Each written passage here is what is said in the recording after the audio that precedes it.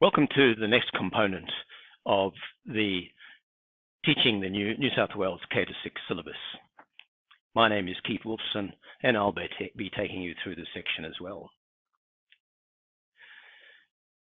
What we're going to be doing here is unpacking the new syllabus and looking how to write programs for it and teach it.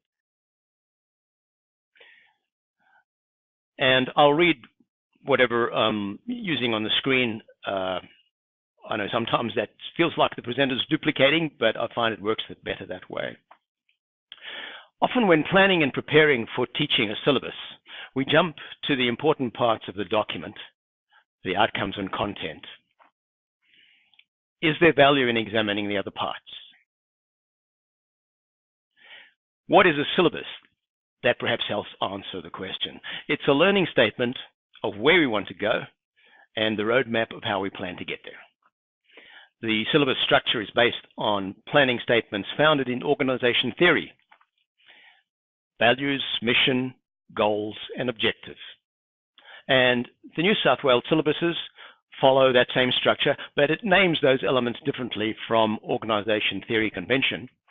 And so the following slide has a description of each of those in organization theory and how the syllabus links to them. The first one, and many people would say that this is actually the most important one because it determines how the rest flows, is the vision statement. The introduction to the syllabuses has a statement of their vision, and it gives you a mental picture of what you want to achieve, what the desired outcome will look like if you achieve it.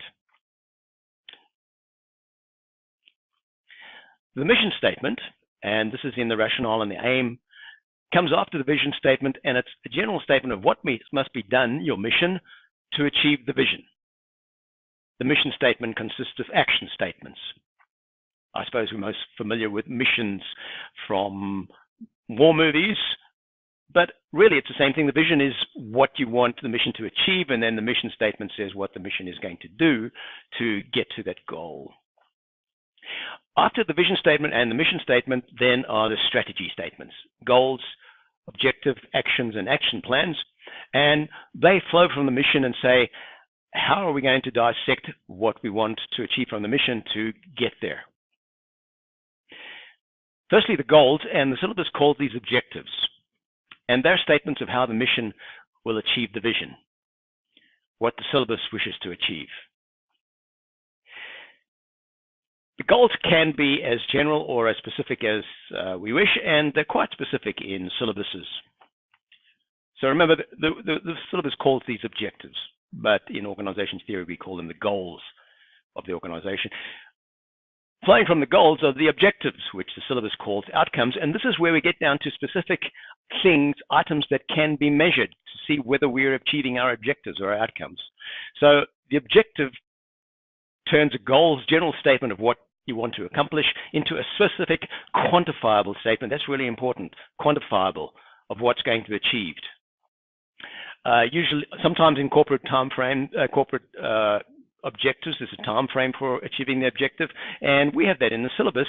It's at the end of the learning period, which is stage 1, early stage 1, stage 2, stage 3. Each of those is the time frame. After the objectives come the statements of actions. They're the actions that will achieve the objectives, the syllabus outcomes. And then we have our action plans. That's how we're going to put together those statements, how we're going to carry them out, and that's our units of work and lesson plans. That's really interesting. Do corporations and government departments follow that? Many of them don't, because what happens if your statements of action, if your outcomes, your statements of outcomes don't actually mix with your objectives or your mission or your vision, if they're completely different? Then it's unlikely that you're actually going to achieve your vision or your mission. So that's an interesting thought, and we'll come back to that again as we go through the syllabus. Do the outcomes fit with the vision and the mission and the goals of this syllabus? Vision statements really should be critical to deciding whether an organization is going to work or not. And one good example is the Banking Royal Commission. I wonder what the vision statements of the banks actually said and what their outcomes actually said or required, and whether they matched. I doubt very much that the vision statements of the bank said, take as much money as we can out of our customers, no matter what the consequences. I think their vision statements would have been much grander than that, and probably written with the intention to carry them out, but they get lost somewhere along the way, and you see what happens at the bottom when there isn't incongruity, there isn't matching between the two. It's hard to keep on track. Here are some lovely vision statements. Amnesty International, a world in which every person enjoys all of the human rights enshrined in the Universal Declaration of Human Rights and other international human rights instruments. Are Amnesty living up to that? Do their outcomes measure whether they're achieving that? And I'd say yes. The Water Charity, it's an American charity, ensuring that every person on the planet has access to life's most basic needs. I'm not sure how far they are in achieving that, but I would imagine that's actually what they're trying to do. The Special Olympics, to transform communities by inspiring people throughout the world to open their minds, accept and include people with intellectual disabilities, and thereby anyone who's perceived as different. That we know more about, and it seems like they're actually going for that, whereas whatever the vision statement is of the actual Olympics itself, I would think that it probably differs somewhat from what the reality has been, and there is probably a mismatch between the vision statement and how the Olympics has become a vehicle for giving us great pleasure, but also for accruing of great wealth by management. Veterans of foreign wars, that's an American one. Ensure that veterans are respected for their service, always receive their, the camera's in the way, learned entitlements, and are recognized for the sacrifices that they've made in behalf of this country, that being the USA. So there are some great vision statements. What is the vision statement in our syllabus? The rationale and the aim contain the vision and mission statements. Are there consequences of nominating an inappropriate vision? Or are the vision simply being a politically correct statement, irrelevant to stakeholders? Here's an example of one. The Department of Corrective Services, originally called the Department of Prisons, renamed to the Department of Corrective Services because it was decided that rather than simply imprison people, what we should do is try and correct their behavior so that they can fit back into society. Here's a statement of values. This is what is presented to the people actually running the prisons, or what in 1990, every member will place integrity above all good, ensure that duties are carried out faithfully, yes. Protect the community by the secure custody of prisoners, yes. Ensure that the penalties imposed by the courts are carried out, yes. Seeks to improve the quality of life and job satisfaction of corrective services staff, yes. Conserves public finances by ensuring cost-effective operations. So there is nothing in there that is congruent with the vision, or I guess the name is the vision, the Corrective Services Department. Now, what will happen to an organization like that, where the instructions that is the outcomes which you ask your members of staff to carry out have nothing to do with correction?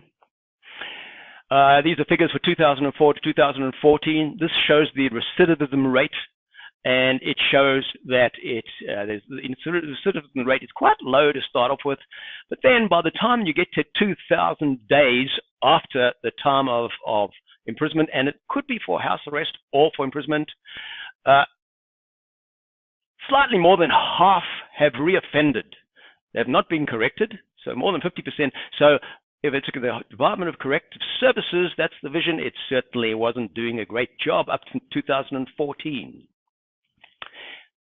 2010, they changed it so that the goal was written much higher up, reduce reoffending. And it put into it secure and humane management of offenders. The rest actually had nothing to do with correction or rehabilitation. But they did put it into their title. We are going to reduce reoffending. This is actually 2018. Notice that. 2016. This is a warning to prisons. Prisons that fail to cut the reoffending rates will be put to competitive tender because they were getting worse, faced with a dramatic increase in prison numbers. So how is the government going to solve the problem of increasing recidivism? If your prison had a bad rate of recidivism, you're going to make it public, make it a private industry rather than a public one.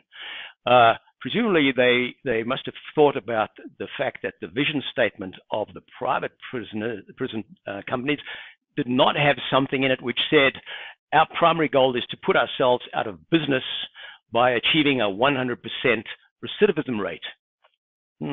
Seems like there's something strange in that, but anyhow. That worked very well for about a year and a half, and then unfortunately the new prison, well, they had to fire the guys who were running it because they were messing up everything, let alone correction. So it seems like from that the Department of Corrective Services is on the way to continue not meeting their vision or their goal, because in practice, their practice actually is very, very different and has been continuously from their vision. That's my argument for why the vision is really important, because if you don't ask the people who carry out your mission to keep the vision in mind, they will end up achieving something which is not what you wanted to achieve. Are we achieving what our vision says? Well, let's have a look at what the vision actually says now for our syllabuses. This is the introduction, and this is the vision. This introduction is common to all New South Wales syllabuses. It has been for some time, and it mentions some specific things that actually then guide the vision. So if we go to the next slide, you can see, by the way, it says they're developed with respect to some overarching views about education. The definition of overarching is most important because of including or affecting all other areas. So this vision is overarching. It's the most important thing in our system when a syllabus is created. So it must be important to us. What does it say? It's defined by these things: the NISA K-10 curriculum framework, the Statement of Equity Principles, and the Melbourne Declaration of Educational Goals for Young Australians. Let's go and have a look at those. First, the NISA K-10 curriculum framework. What does that say? It was created by Bostes, and this is what it says. It says that this will be followed, this is the vision in the minds of people creating syllabuses.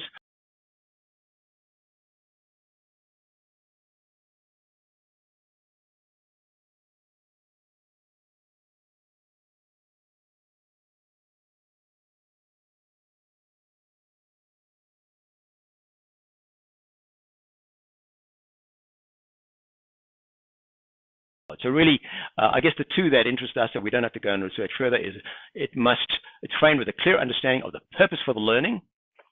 I guess we need to go further with that because it's saying the vision must be the vision. But what is the vision? And the broad learning outcomes are essential for all students. So again, that's what does that actually mean? So it's a bit of a circular document in that it's saying in the vision for creating the syllabus is to follow the vision. Not much help there. Let's look at the next one. The Statement of Equity Principles, well, we know what that's going to talk about. Equity in education. Unfortunately, the Statement of Equity Principles in New South Wales, the NISA one, is currently being reviewed. And in fact, it has been being reviewed for many, many years. I had to go and search backwards quite some time to find one. And I found this one. It was published in 1996 and reprinted in December 2000. And it was published by Bostes. And these are the Statements of Equity Principles.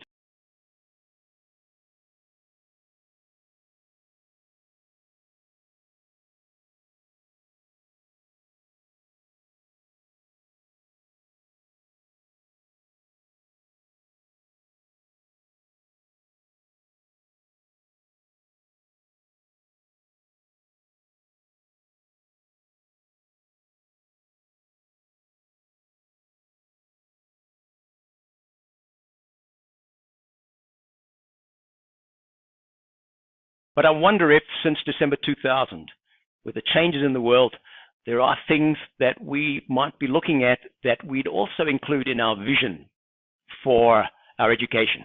The things that have changed is the effect of social media, the changes in work, how people are now learning. I'm not saying they should be in the vision, but someone needs to think, is there something in the vision that can be changed, that should be reevaluated? Perhaps that's why NISA is thinking about it, but we need it now. Let's have a look at the last one. The Melbourne Declaration of Essential Goals for Young Australians, December 2008. This one is often quoted across the country. And what does it say?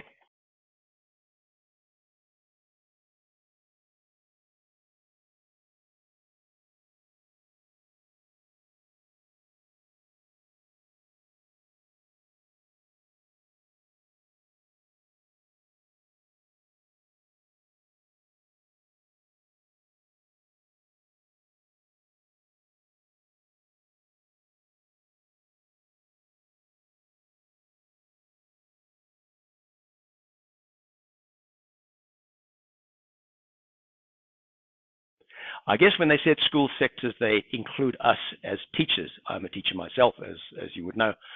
But I think they should have put us in there because we really are the cold-faced people. Well, if that's now, 2006 is now 12 years ago, and they're all pretty old. Are there any things that the changes in our society and our environment should be included in our vision?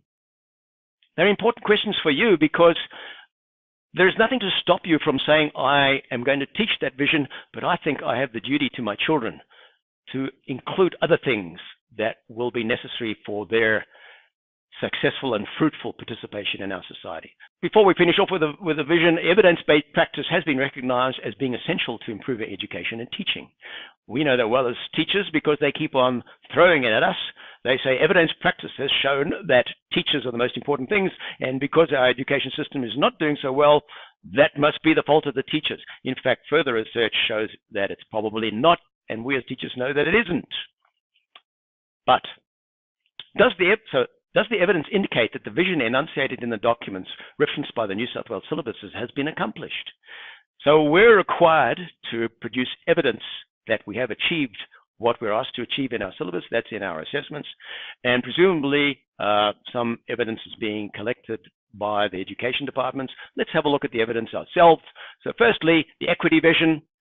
Australian schooling promotes equity and excellence, enables all young Australians to become successful learners, enables students to develop to their full potential, promotes self-directed learning, and encourages English language literacy.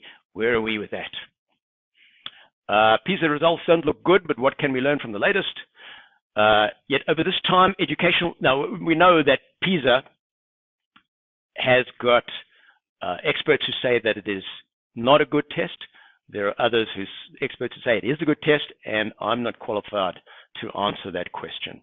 But what I'm qualified to do is say, well, if it shows that educational inequality is on the rise, that's something PISA can check. It can say, is the difference in outcomes between those higher up the ladder and those lower increasing, and inequality, that's equity, is not getting better. Australia is one of the most segregated schooling systems in the world. Yes, we can test that using economic measures, using socioeconomic measures. So we're getting worse at that. And we must address the issue of education inequality. So it seems like these ones, many of them are actually getting worse. The vision is not being achieved. What about self-actualization? Encourages self-esteem, creates confident and creative individuals, allows students to feel free from prejudice, discrimination, stereotyping, allows students to develop to their full potential, promotes individual development within a social context, promotes non-violent resolution of conflict, values diversity, and promotes Indigenous Australian perspectives. So suicide rates for young Australians, highest in 10 years in 2016. That seems to indicate that self-esteem is not being created, confident, creative individuals are not being, there may be it may be a disparity again between those at the top of the measurements and those at the bottom, but it seems like most of these are not being met. That figure tells us that. So there's a worry about whether our vision is being achieved.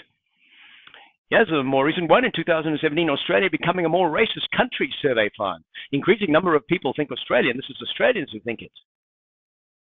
That indicates that we're falling backwards as well on some of those. What about citizenship? Students become active and informed citizens, encourage critical thinking about social processes, promotes freedom from prejudice, discrimination, and stereotyping, promotes non-violent resolution of conflict, values diversity, and promotes the Indigenous Australian perspectives. The Australia we wanted going backwards. 60 leaders from not-for-profit sectors say Australia has become more inward-looking, selfish, inequality is growing, we're less prepared to offer assistance to our neighbours, our in-case imprisonment rates are amongst the highest in the OECD, we're the richest country in the world, inequality is increasing, women don't feel safe at night, suicide rating. So again, civics and citizenship, active and informed citizen, critical think about social processes, freedom from prejudice, discrimination, those seem not to be being achieved. So if schooling is supposed to prepare people for those things, something is going wrong. Perhaps it is that the way syllabuses are being created is incongruent with the vision.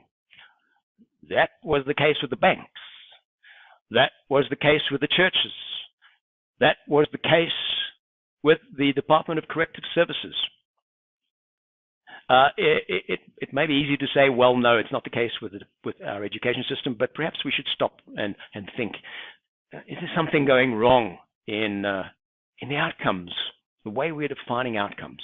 So I would suggest that I've spent some time on this, and you may have thought, well, this is actually not relevant, but I think it's terribly relevant, especially from what you saw in the previous video of how the world our children are growing up to live in is changing rapidly and dramatically.